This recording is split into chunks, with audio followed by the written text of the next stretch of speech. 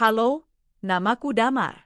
Usiaku 28 tahun dan aku tinggal di Surabaya, Jawa Timur.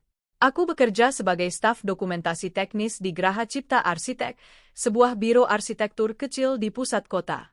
Pekerjaanku tidak mentereng. Aku tidak merancang bangunan. Aku tidak duduk di rapat-rapat penting mengambil keputusan besar.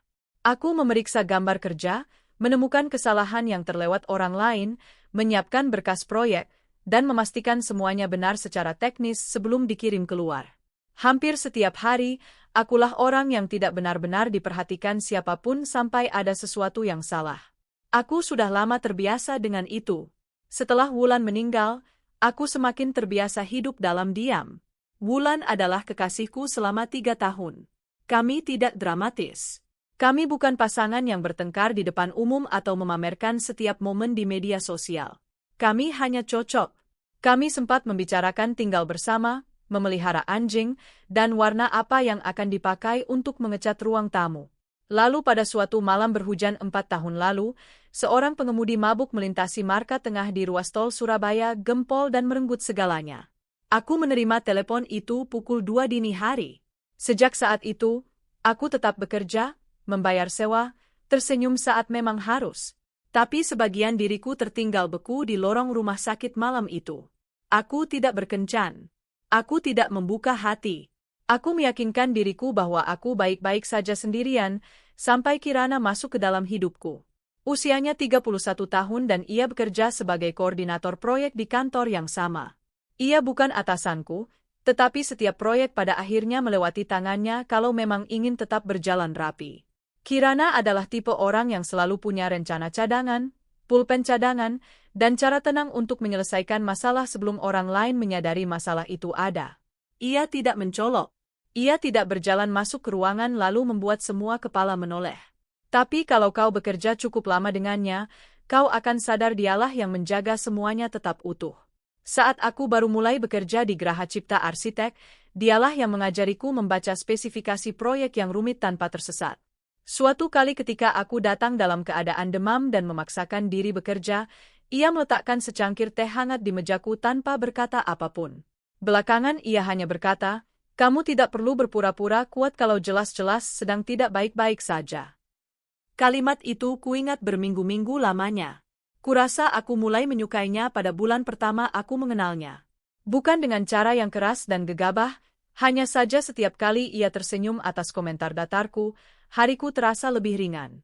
Setiap kali ia bertanya apakah aku sudah makan siang, aku merasa diperhatikan, bukan tak kasat mata. Tapi Kirana sudah punya tunangan, Bram, seorang analis keuangan. Tampan dengan cara yang terpoles, cara orang yang tahu betul dirinya tampan. Kemeja mahal, jam tangan mahal, senyum mahal. Aku tidak pernah menyukainya. Bukan karena aku punya hak untuk cemburu. Aku tidak punya. Tapi karena ia membicarakan Kirana seolah ia hanyalah 1 poin lagi dalam daftar keberhasilannya. Pekerjaan bagus, mobil bagus, rumah bagus yang akan segera dibeli, dan istri yang baik serta penurut untuk melengkapi gambaran itu. Kirana mencintainya. Atau setidaknya ia percaya bahwa ia mencintainya. Ketika ia mulai membagikan undangan pernikahan di sekitar kantor, aku pun mendapat satu. Sebuah amplop berwarna krem yang diletakkan dengan lembut di mejaku pada suatu Rabu sore. "Damar, kalau kamu sempat, aku ingin sekali kamu datang. Aku tahu jaraknya agak jauh, tapi akan sangat berarti kalau ada beberapa rekan kerja yang hadir."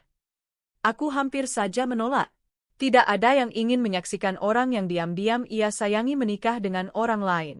Tapi ia menatapku dengan mata jujurnya, dan aku tak sanggup menolak.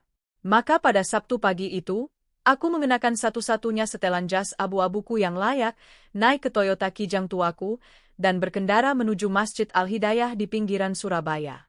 Bangunannya indah, masjid tua berdinding bata dengan jendela kaca patri berhias kaligrafi dan aroma lembut bunga melati di mana-mana.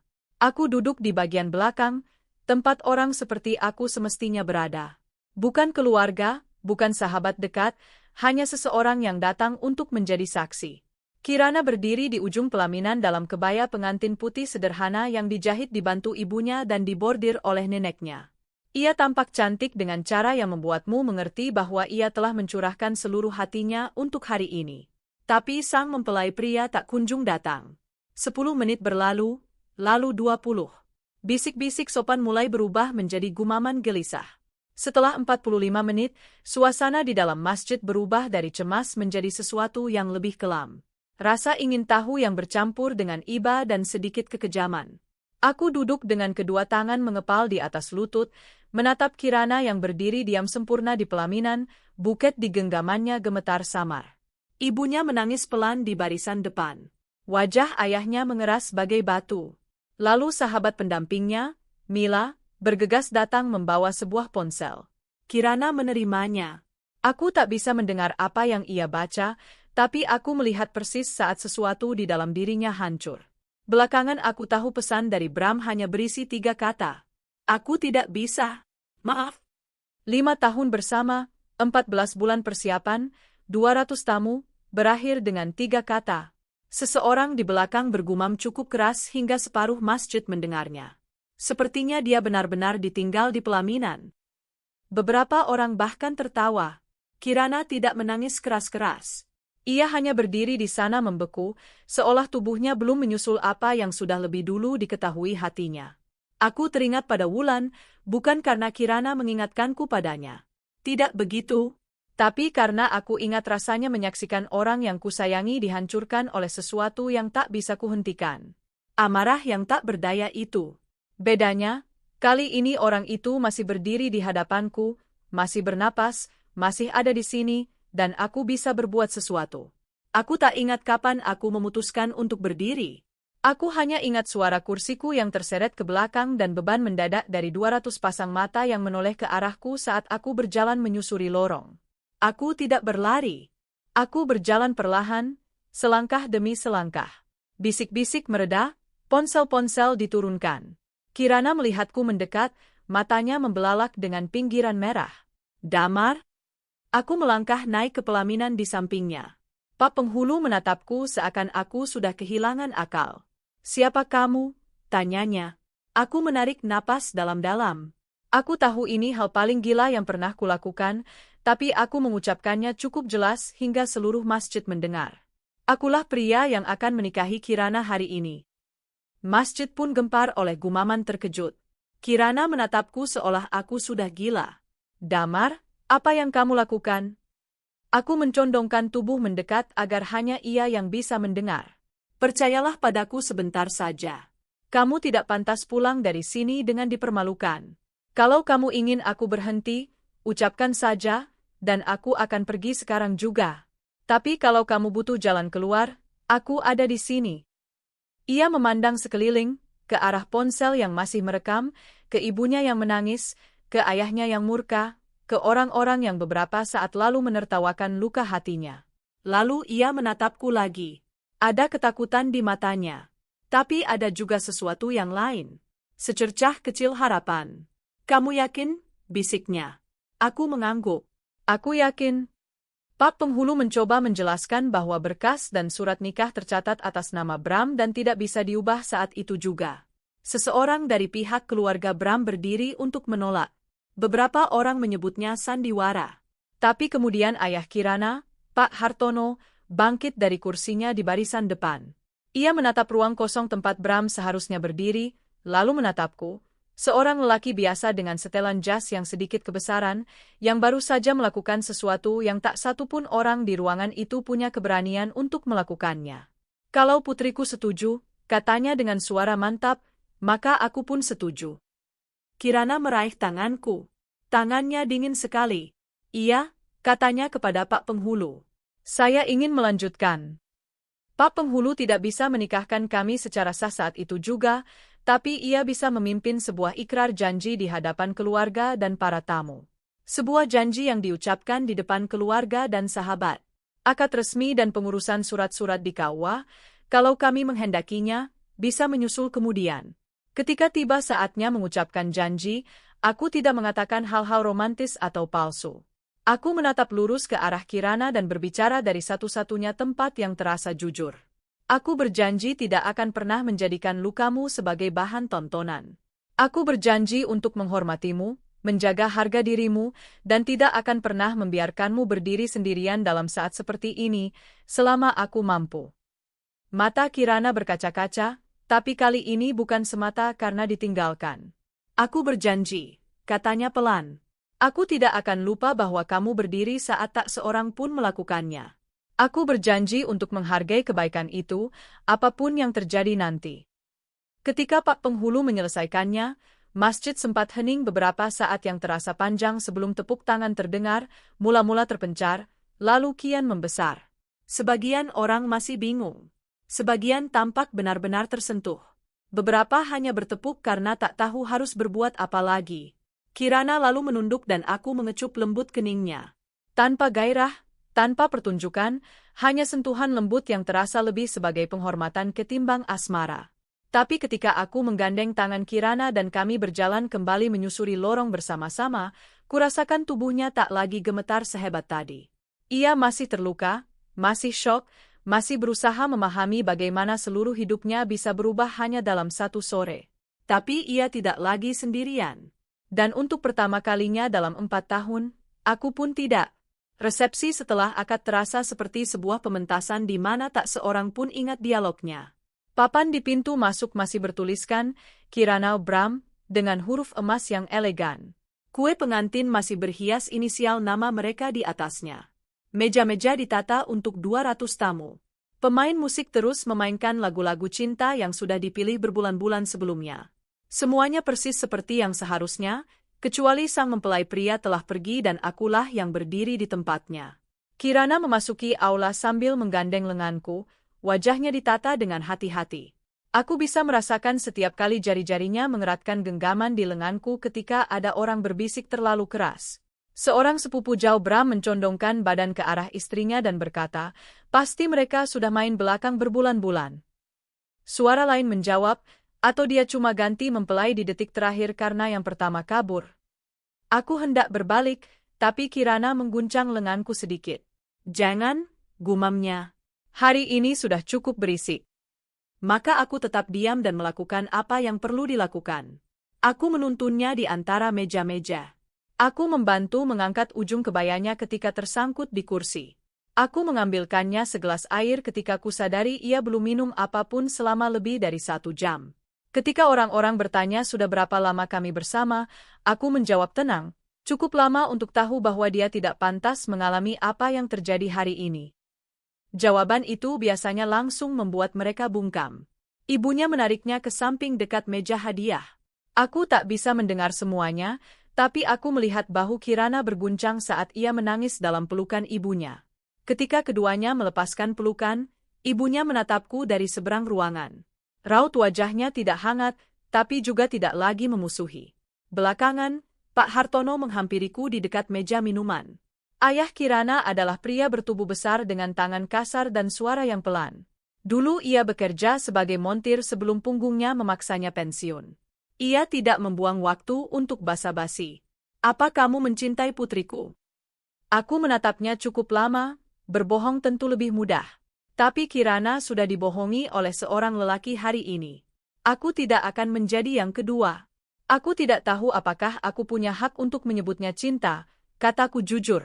Tapi aku menghormatinya, dan aku tidak bisa berdiri diam menonton dia dipermalukan. Pak Hartono menatapku beberapa detik lamanya, lalu mengangguk 1 kali.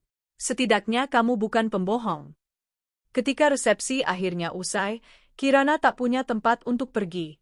Rumah yang dulu ia rencanakan untuk ditinggali bersama Bram sudah jelas tidak mungkin. Rumah orang tuanya penuh sesak dengan sanak saudara yang kebingungan. Tempat tinggalku kecil, tapi tenang, dan yang lebih penting, aman. Kamu bisa menginap di kontrakanku malam ini, kataku padanya. Aku tidur di sofa, kamu pakai kamar, besok kita pikirkan semuanya. Ia menatapku, kelelahan sampai pada titik di mana ia tak sanggup lagi membantah. Kamu yakin? Kontrakanku memang tidak mewah, kataku. Tapi aman. Ia mengangguk. Bangunanku sudah tua. 3 lantai, tanpa lift, tangga sempit yang berbau pembersih lantai murahan. Lampu di lorong berkedip-kedip seperti yang sudah terjadi selama 3 bulan, meski aku sudah berkali-kali mengeluh kepada pemilik kos. Ketika aku membuka kunci pintu dan menyingkir ke samping, aku diliputi rasa malu. Sofanya tua. Meja makannya kecil. Ada setumpuk tagihan yang belum dibayar di meja dapur dan setumpuk gambar proyek yang kubawa pulang untuk kuperiksa. Ini bukan tempat yang pantas untuk membawa pulang seorang pengantin di malam pernikahannya. Tapi Kirana memandang sekeliling perlahan dan berkata, hangat. Aku tak tahu mengapa dua kata itu membuat dadaku terasa lebih lega. Aku memberinya salah satu kaosku yang bersih dan sepasang celana training. Ia menghilang ke kamar mandi. Ketika ia keluar, kebaya pengantin itu sudah tak ada. Tanpa riasan sempurna, tanpa rambut yang ditata rapi, tanpa sosok pengantin tegar yang tadi berdiri di hadapan 200 orang. Hanya Kirana, lelah dan tampak kecil dalam kaosku yang kebesaran.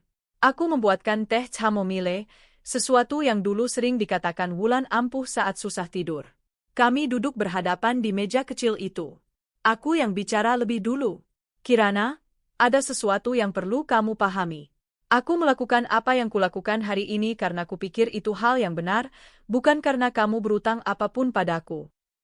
Ia menunduk menatap cangkirnya. Tapi sekarang semua orang menyangka kita sudah menikah. Aku tahu. Videonya akan tersebar. Aku tahu. Orang-orang di kantor akan tahu. Itu pun aku tahu. Untuk pertama kalinya sepanjang hari, ia mengeluarkan tawa kecil yang lelah. Aku melanjutkan. Kita punya beberapa pilihan. Besok, kita bisa bilang ke semua orang bahwa itu hanya tindakan untuk menyelamatkanmu dari rasa malu. Atau kita bisa membiarkan cerita ini berjalan sebentar sampai keadaan tenang. Atau, aku ragu sejenak. Atau apa? Tanyanya. Atau kita benar-benar mencoba untuk saling mengenal. Bukan karena kewajiban, bukan karena rasa terima kasih.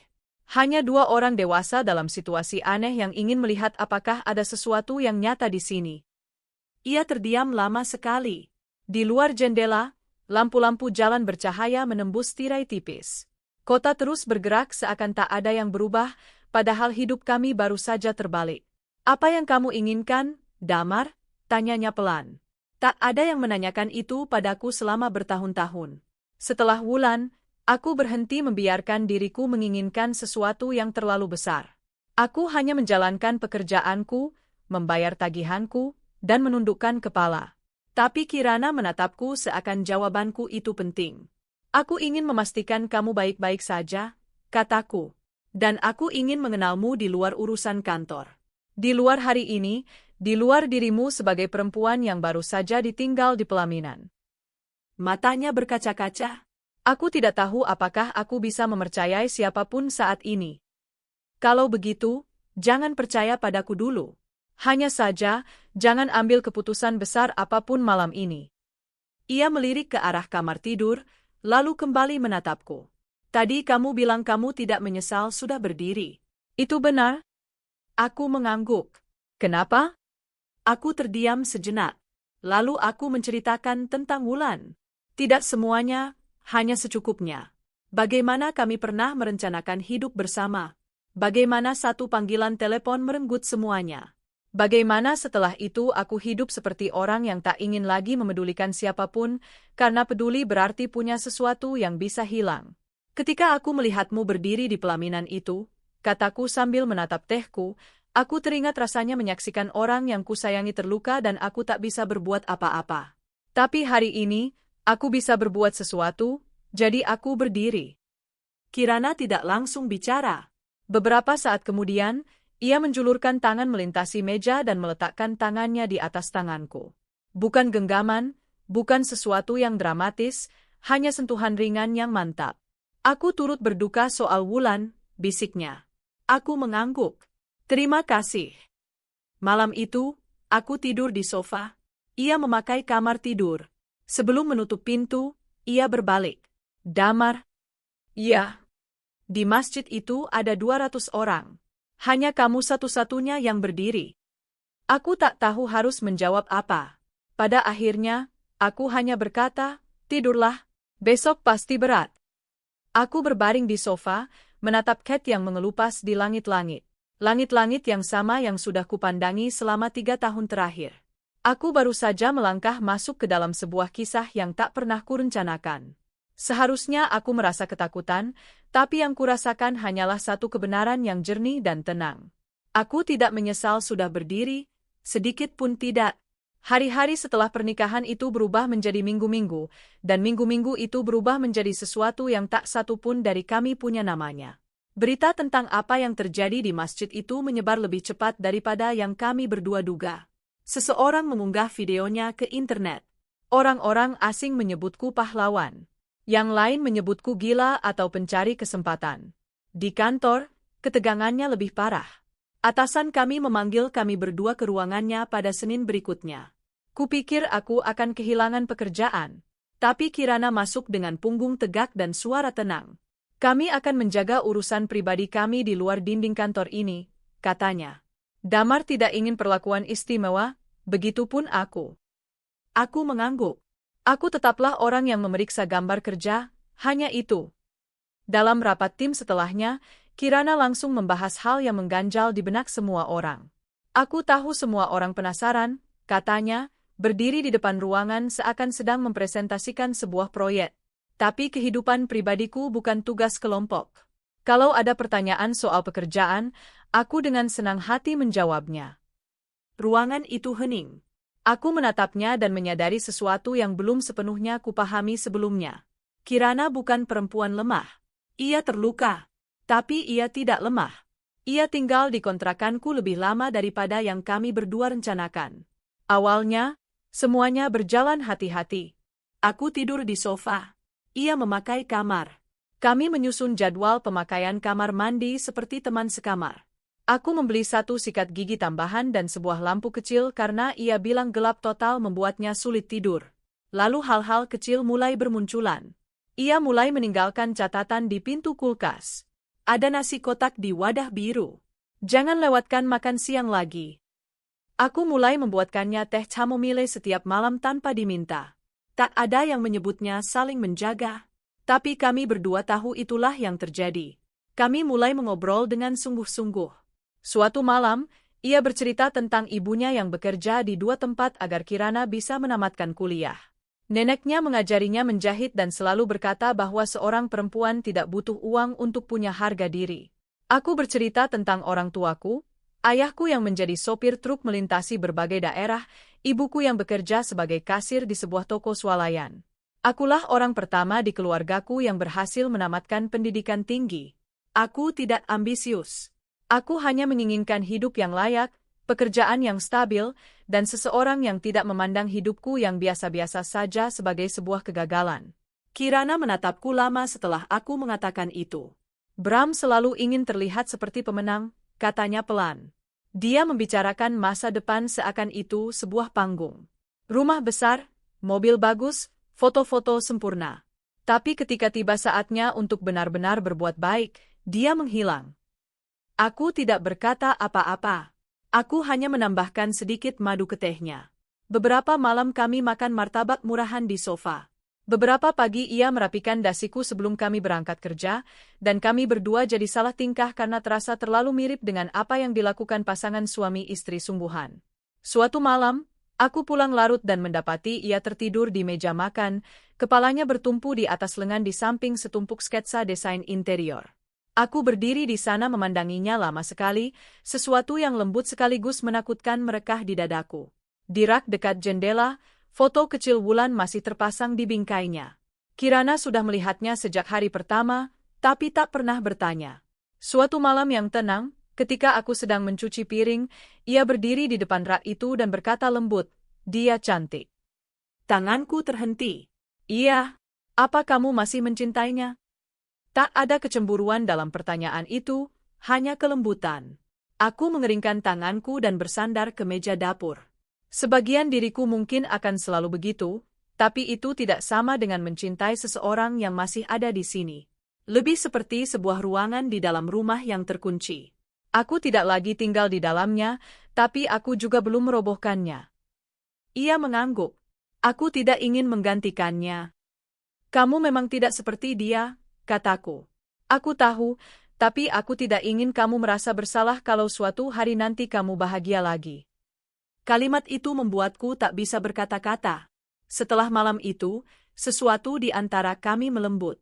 Kirana tidak menarikku keluar dari masa lalu. Ia hanya menemaniku duduk cukup lama hingga aku menyadari bahwa aku tidak harus tinggal di sana selamanya. Suatu malam berhujan, listrik di bangunan itu berkedip-kedip. Kirana duduk di meja menggambar sesuatu. Kukira itu pekerjaan kantor, tapi ketika aku melewatinya, kulihat itu adalah desain interior untuk sebuah kontrakan kecil. Itu indah, kataku. Ia berusaha menutupinya. Cuma coret-coret. Aku menarik kursi dan duduk di hadapannya. Tidak, ini benar-benar bagus. Kamu harus menekuni desain interior. Ia tertawa seakan aku baru saja mengatakan sesuatu yang konyol. Aku cuma koordinator proyek. Aku cuma orang dokumentasi teknis. Itu tidak berarti aku tidak bisa mengenali sesuatu yang bagus ketika ada tepat di depanku. Ia terdiam. Kami berdua tahu aku tidak hanya sedang membicarakan gambar itu. Setelah itu, Kirana mulai menggambar dengan lebih serius. Aku membelikannya satu set pensil yang lebih bagus pada suatu Jumat malam. Tidak mahal, hanya sesuatu yang kupikir ia butuhkan. Ia memegang kotak itu lama sekali. Kamu tidak perlu melakukan ini. Aku tahu. Kenapa kamu selalu mengatakan itu? Aku mengangkat bahu. Karena hal-hal terbaik biasanya justru yang tidak ada seorang pun memaksamu melakukannya. Ia menunduk dan kulihat ia tersenyum. 3 bulan setelah pernikahan yang sebenarnya bukan pernikahan itu, Kirana mengajakku makan malam di rumah orang tuanya. Aku jauh lebih gugup daripada dirinya. Rumah mereka kecil dan hangat dengan teras kayu dan pot-pot bunga. Ibunya merawatnya sendiri. Ketika kami masuk, ibunya memeluk Kirana lama sekali. Ayahnya menjabat tanganku dengan genggaman kasar khas seorang montir. Mula-mula makan malam itu berlangsung sunyi. Ibunya berusaha menjaga obrolan tetap ringan. Soal makanan, cuaca, pekerjaan, tapi pertanyaan yang sebenarnya menggantung berat di atas meja. Akhirnya, Pak Hartono meletakkan sendoknya dan menatapku lurus.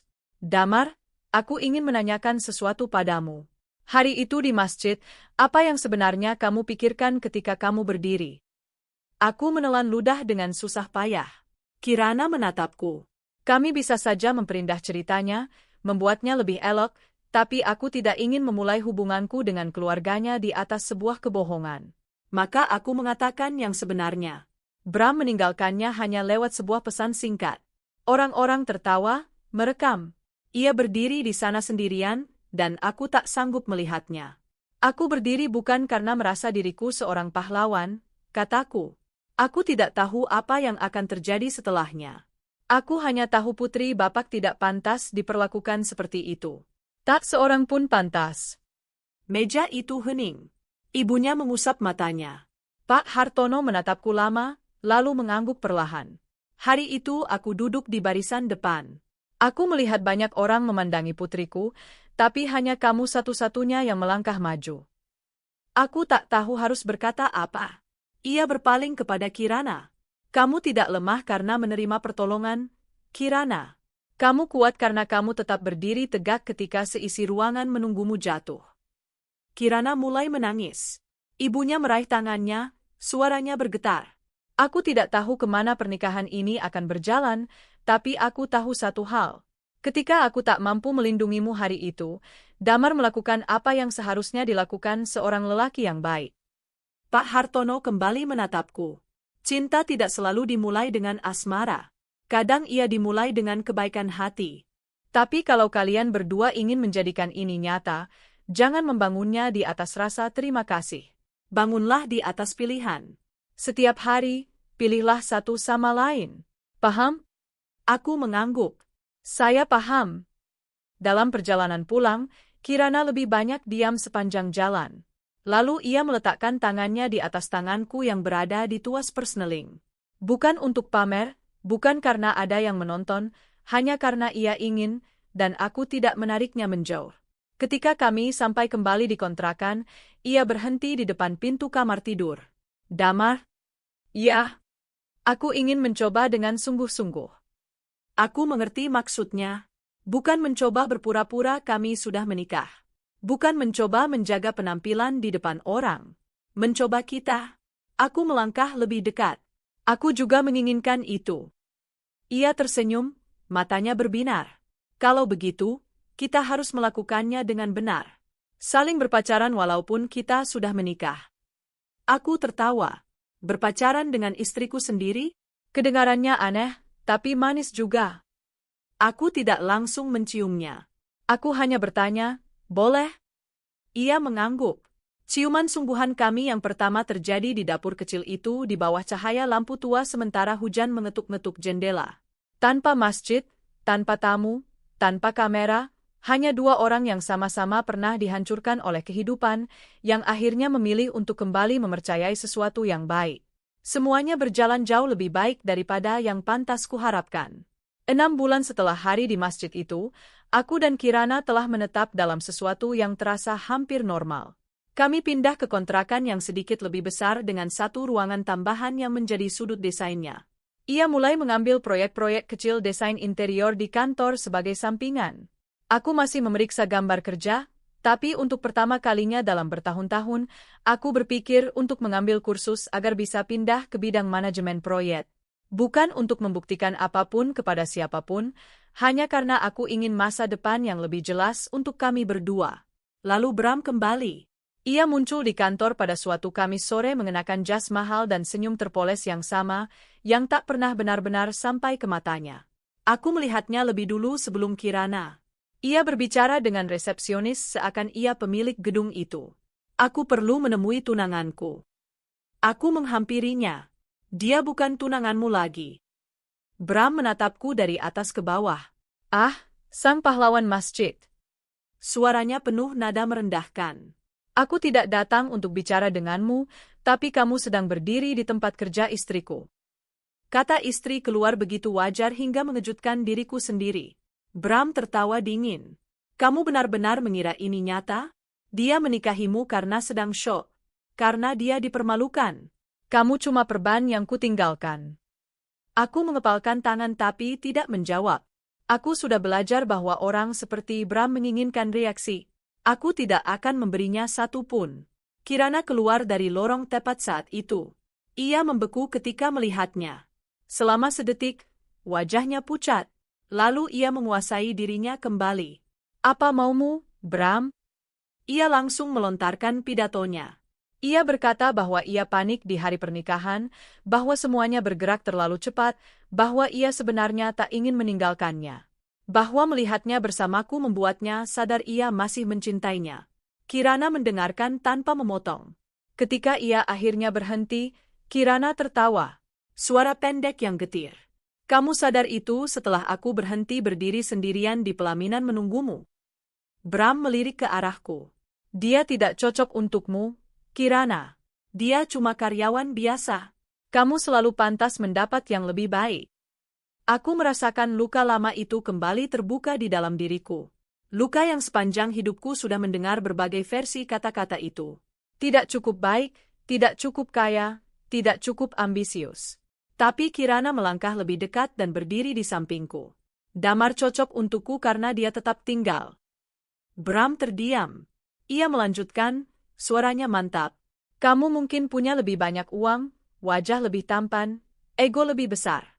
Tapi di hari terburuk dalam hidupku, kamu menghilang. Damar berdiri. Itu sudah cukup memberitahuku segalanya yang perlu ku ketahui. Wajah Bram mengejang. Ketika orang yang egois terpojok, mereka tidak meminta maaf. Mereka menyerang. Ia mengatakan yang sebenarnya dengan cara yang paling kejam. Ia bukan sekadar panik. Sebelum pernikahan, Bram ternyata diam-diam menjalin hubungan dengan Sabrina, putri seorang pengembang properti besar di Surabaya. Sabrina punya uang, koneksi, dan jalan pintas langsung menuju dunia yang selama ini selalu diinginkan Bram. Malam sebelum pernikahan, Sabrina memberinya ultimatum. Nikahi Kirana dan kehilangan segalanya bersamanya, atau batalkan saja, dan ayah Sabrina akan membawanya masuk ke dalam sebuah dana investasi baru. Bram memilih Sabrina, memilih uang, memilih status, memilih pintu yang lebih berkilau. Dan alih-alih punya keberanian untuk mengatakannya langsung kepada Kirana, ia mengirim 3 kata. Aku tidak bisa. Kirana terdiam membeku ketika mendengar kisah selengkapnya, bukan karena ia masih mencintainya, Tapi karena ia akhirnya mengerti bahwa dirinya telah ditimbang-timbang seperti sebuah investasi yang buruk, ia bertanya pelan, "Jadi, kamu meninggalkanku di pelaminan karena aku tidak cukup berharga untuk masa depanmu?" Bram mengerutkan kening. "Aku tidak bilang begitu." Kirana menatap matanya lurus-lurus. "Tidak, kamu memang mengatakan persis seperti itu. Kamu hanya memakai lebih dari 3 kata kali ini." Bram tidak menyerah. Ia membawa cerita itu ke media sosial. Ia mengklaim aku telah memanfaatkan Kirana ketika ia sedang rapuh. Bahwa pernikahan kami palsu, bahwa ia hanya bersamaku untuk balas dendam padanya. Beberapa orang dari pihaknya ikut bergabung, mengorek-ngorek video lama dan kembali menjadikan hari pernikahan itu bahan gosip di mana-mana. Kirana terguncang. Ia berusaha bersikap tegar, tapi aku melihatnya membaca komentar-komentar itu hingga larut malam. Aku melihatnya duduk di ruang tamu yang gelap. Aku melihatnya melepas cincinnya, menatapnya lama, lalu memakainya kembali seakan ia tak yakin masih punya hak untuk mengenakannya. Suatu malam, kudapati ia duduk di tangga belakang bangunan kami, hanya mengenakan jaket tipis, kedua lengannya memeluk lututnya. "Apa aku menyeretmu ke dalam terlalu banyak masalah?" tanyanya. Aku duduk di sampingnya. "Tidak. Kamu bisa saja punya hidup yang lebih tenang kalau hari itu kamu tidak berdiri." Aku menatapnya. Aku sudah punya hidup yang tenang sebelum hari itu. Dan memang damai, tapi di dalamnya tidak ada kamu. Ia mulai menangis. Aku menggenggam tangannya. "Dengarkan aku. Bram meninggalkanmu di pelaminan, tapi dia tidak berhak menentukan sisa hidupmu. Begitu pula orang-orang di internet. Begitu pula keluarganya. Bahkan aku pun tidak. Hanya kamu yang berhak menentukan di mana kamu ingin berada. Bagaimana kalau aku memilihmu? Maka aku akan memilihmu kembali setiap hari. Bukan karena hari itu di masjid, bukan karena kasihan. Karena dirimu." Kirana menyandarkan kepalanya di bahuku. Kali ini ia tidak berusaha untuk tampak tegar. Keesokan paginya, ia mengunggah sebuah pernyataan terbuka. Tidak panjang, tidak dramatis. Ia menulis bahwa pernikahan pertama itu memang dimulai dalam kekacauan, tapi pernikahannya kini bukan lagi reaksi atas perasaan ditinggalkan. Ia telah menjadi sebuah pilihan. Ia berterima kasih kepada orang-orang atas perhatian mereka, tapi menegaskan bahwa ia tidak perlu diselamatkan dari damar. Baris terakhirnya sederhana. "Orang yang meninggalkanku tidak mendefinisikan diriku. Orang yang tinggal pun tidak memiliki diriku. Aku memilih cinta ini karena ia menghormatiku." Unggahan itu menyebar dengan cepat. Sebagian orang mendukungnya. Sebagian masih menghakimi. Tapi kali ini, Kirana tidak menghapus apapun. Ia tidak bersembunyi. Ia tidak menangis karena malu. Ia berdiri di sampingku di sebuah kedai kopi keesokan paginya dengan cincin di jarinya dan kepala tegak. Bram melakukan beberapa upaya lagi lalu menghilang dari kisah kami. Kami terus menjalani hidup. Tidak sempurna, tapi jujur. Kami pindah ke kontrakan yang bahkan lebih baik dengan ruang studio sungguhan untuk pekerjaan desain Kirana. Ia mulai beralih sepenuhnya ke bidang desain interior di biro itu. Aku mendaftar kursus malam untuk sertifikasi manajemen proyek. Bukan karena aku perlu membuktikan bahwa aku cukup baik untuknya, tapi karena untuk pertama kalinya aku ingin membangun sesuatu yang kokoh untuk kami berdua. Suatu malam yang tenang ketika kami sedang makan mie ayam di dapur, Kirana menatapku dan berkata, "Aku mencintaimu." Sendokku terjatuh. Ia tertawa di sela air mata. "Bukan karena kamu menyelamatkanku di masjid. Bukan karena aku berterima kasih. Aku mencintaimu karena kamu membuatkan teh tanpa diminta. Karena kamu membaca sketsa-sketsaku seakan itu berarti. Karena kamu tidak pernah membuatku merasa berutang apapun padamu ketika kamu mencintaiku." Aku bangkit, berjalan mengitari meja, dan menarik Kirana ke dalam pelukanku. "Aku juga mencintaimu," kataku. "Kurasa aku sudah jatuh cinta padamu bahkan sebelum aku tahu aku diperbolehkan untuk itu." Malam itu, kami berhenti menjadi dua orang yang tinggal bersama karena sebuah hari yang kacau. Kami menjadi suami istri yang sesungguhnya. Setahun setelah hari pertama yang kacau di masjid itu, Kirana menatapku saat sarapan dan berkata, "Aku ingin menikah denganmu lagi." Aku sedang membilas cangkir di wastafel. Tanganku berhenti bergerak. "Kita sudah menikah, aku tahu, Tapi yang pertama itu soal bertahan dari hari yang mengerikan. Kali ini, aku ingin menikahimu karena aku memilihmu. Bukan di depan orang-orang yang menertawakanku. Di depan orang-orang yang benar-benar mencintai kita. Aku berbalik menghadapnya. Kamu sedang melamarku? Ia mengangkat bahu, senyum kecil bermain di bibirnya. Kalau begitu, aku terima.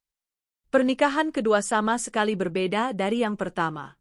Hanya sekitar 40 orang berkumpul di halaman belakang rumah orang tuanya pada suatu Sabtu sore yang hangat. Ibunya kembali menanam mawar putih, tapi kali ini ia tidak menangis karena luka. Ia menangis karena lega. Pak Hartono menuntun Kirana menyusuri lorong pendek di antara barisan kursi lipat dan meletakkan tangan putrinya ke dalam tanganku. Dulu kamu berdiri untuk putriku, katanya pelan. Kali ini, tinggallah untuknya. Itu memang rencanaku, jawabku. Kirana mengenakan gaun putih sederhana, lebih ringan, lebih lembut, jenis yang katanya benar-benar membuatnya bisa bernapas. Aku mengenakan setelan jas abu-abu yang sama dari pernikahan pertama, kini sudah dipermak di bagian bahu. Aku tetaplah damar, masih orang yang memeriksa gambar teknis untuk mencari nafkah, masih mengendarai Toyota Kijang tua yang sama dengan cicilan yang belum selesai kulunasi. Tapi ketika Kirana berjalan ke arahku, aku tidak merasa kekurangan apapun. Janji-janji kami berbeda kali ini. Aku yang bicara lebih dulu. Pertama kali aku berjanji padamu, aku hampir tidak tahu apa yang sedang kulakukan. Aku hanya tahu kamu tidak pantas dibiarkan berdiri sendirian. Hari ini, aku tahu persis apa yang sedang kulakukan. Aku memilihmu. Bukan karena kasihan, bukan karena kehormatan, bukan karena satu momen yang impulsif. Aku memilihmu karena kamulah orang yang membuat seorang lelaki biasa sepertiku percaya bahwa kebaikan hati masih bisa membangun sebuah kehidupan yang indah. Mata Kirana berkaca-kaca. Pertama kali aku mengatakan iya padamu, itu karena aku butuh jalan keluar. Hari ini aku mengatakan iya karena aku telah menemukan rumah. Kamu tidak menyelamatkanku dengan membuatku merasa lemah. Kamu menyelamatkanku dengan mengingatkanku bahwa aku pantas dihormati. Aku mencintaimu karena kamu tidak hanya berdiri satu kali di masjid itu. Kamu tetap tinggal setiap hari sesudahnya. Kami berciuman di bawah untaian lampu hangat sementara keluarganya bertepuk tangan. Tepuk tangan yang sungguhan kali ini. Tanpa kebingungan, tanpa rasa iba. 2 tahun kemudian, Kirana menjadi desainer interior utama di Graha Cipta Arsitek. Orang-orang mulai berkata bahwa ruang-ruang rancangannya terasa seperti rumah. Aku masih bekerja di bidang dokumentasi teknis, tapi sepulang kerja aku belajar untuk sertifikasi manajemen proyekku, bukan untuk membuktikan bahwa aku cukup baik untuknya, hanya karena akhirnya aku ingin membangun sesuatu yang kokoh untuk kami bertiga. Kirana hamil pada musim hujan di tahun ketiga kebersamaan kami. Ketika ia menunjukkan hasil tesnya kepadaku, tangannya gemetar. Aku menatap 2 garis merah muda itu dan tak sanggup berkata-kata. Aku hanya menariknya ke dalam pelukanku dan menangis seperti anak kecil. Kami menamai putri kami Asa, karena Kirana berkata, itulah yang kembali kutemukan pada hari ketika aku mengira telah kehilangan segalanya. 5 tahun setelah hari Bram mengirim 3 kata itu, aku mengajak Asa menjemput Kirana dari kantor. Gadis kecil kami berlari menyeberangi lobi sambil berteriak, "Bunda!" sekuat tenaganya. Kirana mengangkatnya, mencium pipinya, dan tertawa dengan tawa penuh dan cerah yang dulu membuatku jatuh cinta. Ponselnya berdering, sebuah nomor tak dikenal. Ia mengangkatnya. Aku memperhatikan raut wajahnya berubah, tenang, jauh. Ketika ia menutup teleponnya, aku bertanya, "Siapa tadi?" Ia menatapku, lalu menatap Asa yang sedang bermain dengan rambutnya. "Bram." Aku terdiam. Dia bilang dia minta maaf, lanjutnya. Katanya dia akhirnya mengerti apa yang sudah dia perbuat. "Kamu baik-baik saja?" Kirana tersenyum. "Iya, aku sudah memaafkannya." Aku terkejut. Bukan karena dia pantas dimaafkan, katanya, sambil memperhatikan Asa menunjuk ke arah seekor burung di luar. Tapi karena aku pantas mendapatkan ketenangan. Dan sejujurnya, kalau dia tidak meninggalkanku di pelaminan itu, aku tidak akan pernah menemukanmu. Aku menggenggam tangannya. Aku tidak tahu harus berterima kasih padanya atau tetap membencinya. Ia tertawa. "Pesan martabak saja malam ini." Itu sudah cukup. Malam itu, kami pulang. Asa merengek minta menonton kartun yang sama untuk yang ke-100 kalinya. Kirana meringkuk di sisiku di sofa sementara putri kami berbaring di antara kami, memeluk boneka beruangnya, matanya terpaku ke layar. Aku memandang sekeliling rumah kecil kami. Tidak mewah, tidak mengesankan, sama sekali tidak seperti mimpi-mimpi besar yang dulu dikatakan orang-orang seharusnya ku kejar.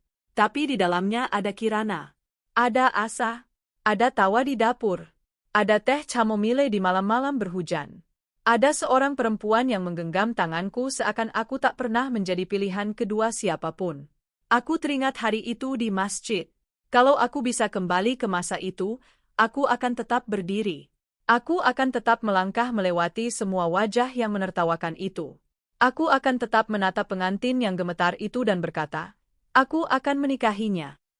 Karena kadang, seluruh hidup tidak berubah karena sebuah rencana yang sempurna.